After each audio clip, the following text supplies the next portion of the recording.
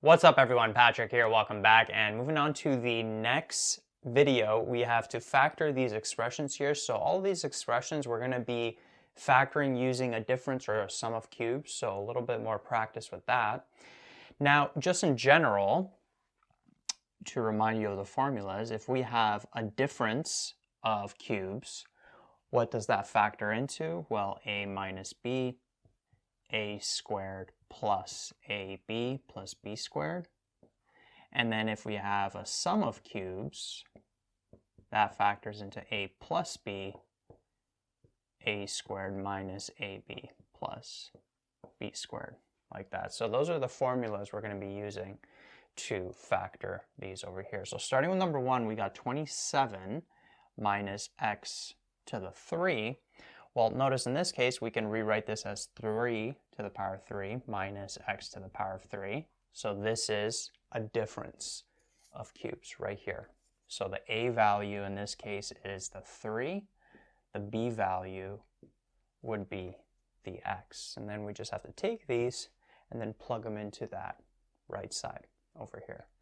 So when we do that, we'll have a minus b, which would be 3 minus x. And then we'll have a squared, 3 squared would be 9, plus 3 times x, plus b squared, which would be x squared. All right, so this factors into this. Sometimes you may see this bracket in a different order. And notice how this bracket doesn't factor further. Right, so this is the answer to number one. That's how you factor it. Number two, what we have is 24 x to the 5y minus 81 x squared y to the 4.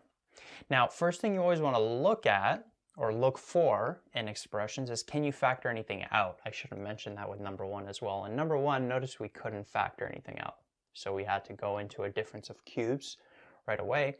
But notice with this expression, we could factor out a 3, right, from the 24 and the 81. We could also factor out an x to the 2, right, the lowest x exponent. And notice we have y to the 1, y to the 4. We could also factor out a y. So when we do that, what would we be left with? Well, we would just divide this by 3x squared y, so the y's cancel out. We'd have 8x to the 3, right? 5 minus 2 is 3, minus 81 divided by 3 would give us 27. So notice this is 27, the x's cancel out, and then we have 4 minus 1, which would give us 3, like that. Right, so we started off with taking out the greatest common factor, and then from here, notice that this here is a difference of cubes. Again, the 8x cubed minus 27y cubed, we can rewrite this as 2x to the power of 3 minus 3y to the power of 3, right? Because 2 to the power of 3 would be 8, x to the power of 3 would be x cubed. And then over here, 3 to the power of 3 would be 27, y to the power of 3 would be y cubed. And so we have it in this format, which is exactly in this format. So notice the a in this case is 2x, the b in this case is 3y. So this here would factor into a minus b, 2x minus 3y. A squared, you got to be careful here, the bracket gets squared. Right, so this would end up being 4x squared plus a times b, 2x times 3y would give us 6xy, plus b squared, 3y squared would give us 9y squared, like that. Okay, so this bracket factors into these two brackets, and then this doesn't factor any further. And so the overall solution to number 2 would be this greatest common factor that we took out times 2x minus 3y times 4x squared plus 6xy plus 9y squared. So this here was just side work for that final bracket, right? So that ends up being the answer to number 2. And then number 3, we got 2x to the 9 plus 1024. So over here, notice how we could take out a 2, and we'd have x to the 9 plus 512, like that. And now what we want to do is we want to factor that remaining bracket, x to the 9 plus 512, like that.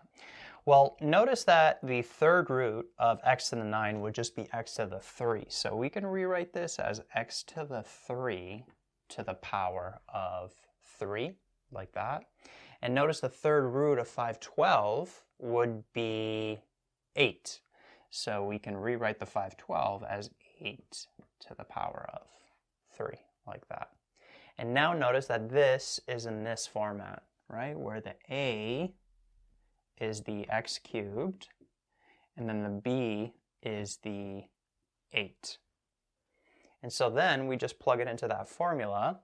So this would end up being x cubed plus 8, right? A plus b. A squared, which would be x to the power of 3 squared, which would be x to the 6, minus a times b, so 8 times x cubed would be 8x cubed, plus b squared, the b is the 8, square that ends up being 64. All right, so this bracket here factors into these two. However, notice we're not done yet, because then the x cubed plus 8 we could further factor. So let me just write out what we have so far. X to the 6 minus 8x cubed plus 64, like that. And you always want to check, is this bracket here factored fully? And notice that x cubed plus 8, well, we could factor that. We could rewrite the 8 as 2 to the power 3, then we have the x to the power 3. So this is another sum of cubes, where the a is the x in this case, and then the b is the 2. So plugging it into the sum of cubes formula, we'd end up with x plus 2, x squared minus 2x plus 4, like that. So this bracket factors into those two brackets. Okay, so writing this nicely, the final answer would be 2, x plus 2, those two brackets that we had before. So x plus 2, and we had x squared minus 2x plus 4. So this bracket factors into these two, and then we still have that bracket from before, which doesn't factor any further. Right, so this expression, 2x to the 9 plus 1024, it actually factors into 4 factors. Doesn't seem like it when you look at it, it looks pretty simple, but there's multiple steps of factoring that we can undergo. And then moving on to number 4, we have 3a plus 4b to the power 3 minus 27 in brackets 2a minus 5b to the power of 3. So we've got to factor that there.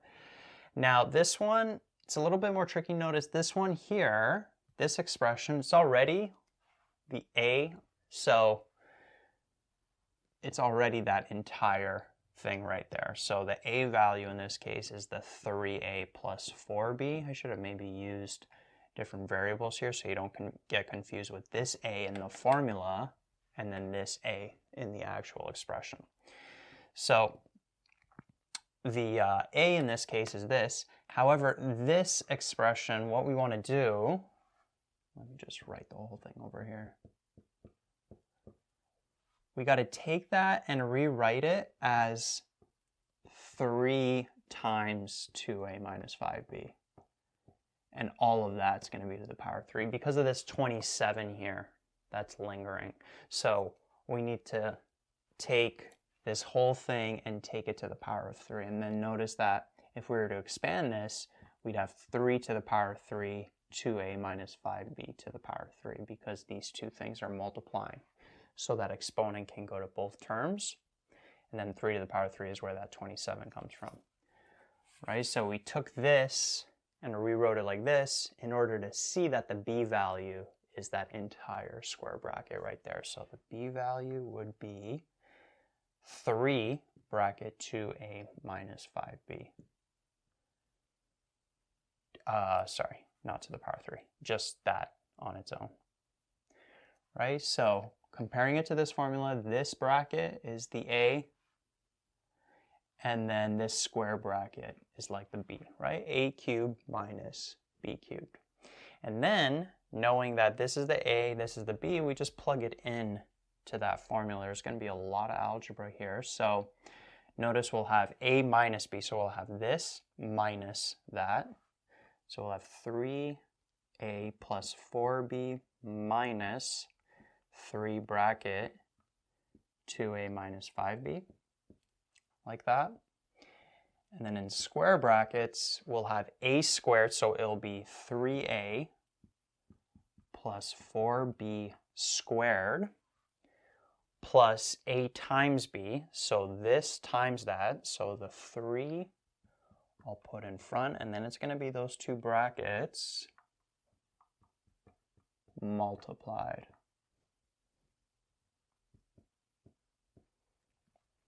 Like that, plus the b squared. So now this whole thing is going to be squared. So that means that the 3 gets squared, which would be 9, and then this bracket gets squared. So we'd have plus 9 2a minus 5b to the power of 2. Like that.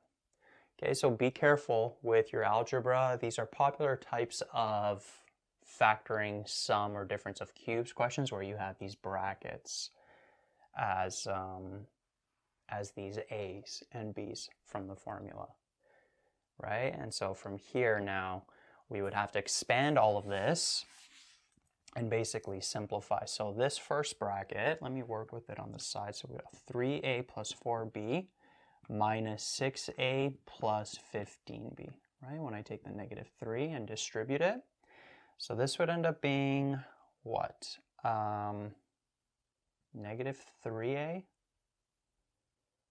plus 19b, like that.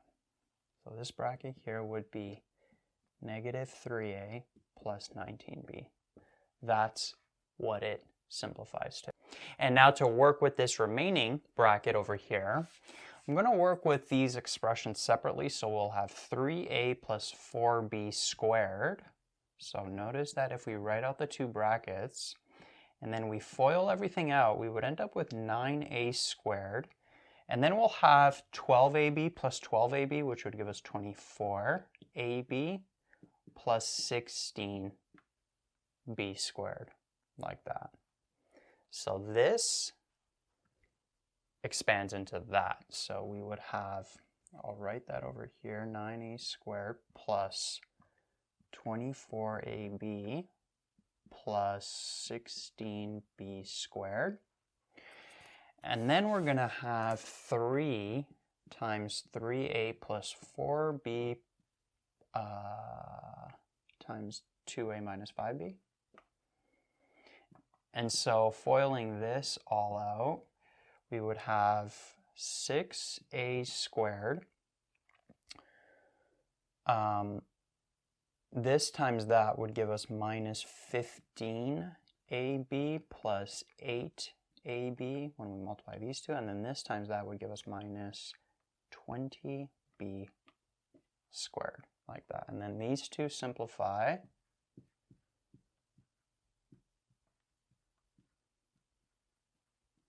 Like that. And then the 3 we can expand into the bracket, which would give us 18a squared minus 21ab minus 60b squared, like that.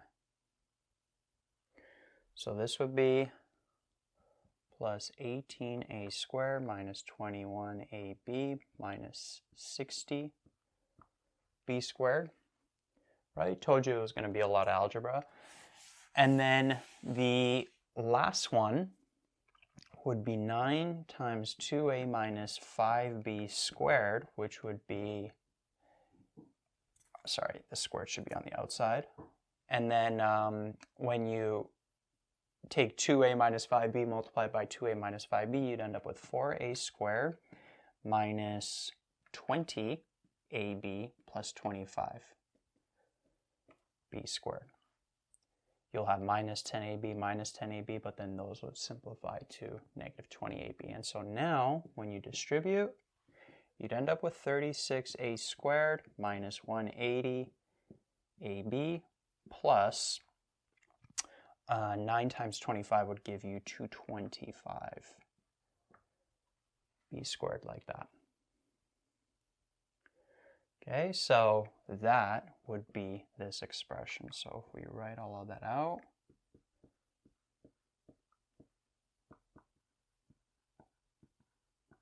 we end up with that right there. Okay, now from here, what would happen is this bracket, it doesn't simplify any further. And really now we just have to simplify all the like terms in that square bracket. So notice we'll have 9a squared plus 18a squared, which would give us 27a squared plus 36a squared. That would give us 63a squared. So this, and that go away. Then we'd end up with 24ab minus 21ab, which would give us 3ab, minus 180ab would give us minus 177ab. So that, and that go away. And then we have 16b squared minus 60b squared, which would give us what? Minus 44b squared. And then minus 44 b squared plus 225 b squared would give us what? 181? Positive 181? B squared, like that. And then notice there's no other like terms. So this here, all of this, ends up being the final answer for number 4. And then finally, number 5, we have pi to the power 5 times x to the power 3 all over 27 minus pi to the power 2 y to the power 6 all over 64. So this one's going to be dealing with fractions. Actually not too bad. I feel like this one's going to be easier than number 4. But notice that initially we can factor something out. Notice that a pi is common in both. And so we want to factor out pi to the lower exponent. So we got 5 and 2. So we could take out a pi to the power of 2. And then x and y, those aren't common from the 27, 64. There's nothing we could take out that's common between those. So what we would end up with is we'd have pi to the power of 3, x to the power of 3 all over 27. Minus y to the 6 all over 64, like that. Right? When we take out a pi to the power 2 from pi to the power 5, we end up with pi to the power 3. And then we took this fully out, so there was no pi left there. And then this remaining bracket, it's actually going to be a difference of squares. Notice how we could take this and we could rewrite it as pi x over 3 to the power 3 minus y squared over 4 to the power of 3, like that. Right? Because all of the terms in the numerator go to the power of 3, and then the denominator goes to the power of 3, which would give us that 27, or 4 to the power of 3 would give us the 64, or y to the power 2 to the power of 3 would give us y to the 6. So we're kind of taking this, going backwards to put it in this format. So notice in this case the a is the pi x over 3, and then the b is the y squared over 4. And so now we just have to take this a and this b and plug it into that formula. So what we would end up with is pi x over 3 minus y squared over 4. That's the a minus b portion. And then we would have a squared, so all of this goes to the power of 2, which means the pi goes to the power 2, the x goes to the power 2, and then the 3 goes to the power 2, which would give us 9. Plus a times b, so this times that would give us pi x y squared all over 12, plus b squared, which would be this to the power of 2, so y squared to the power 2 would give us y to the 4, all over 4 to the power 2, which would give us 16. Right, and then that bracket doesn't simplify or factor any further. Okay, so it looks all good to me. And so these two brackets end up being this bracket factored. But when we go back to our original expression, notice, remember, there's still a pi squared in front. Right, so we got the pi squared, and then this bracket factors into these two. And so that right there ends up being the final answer for number 5.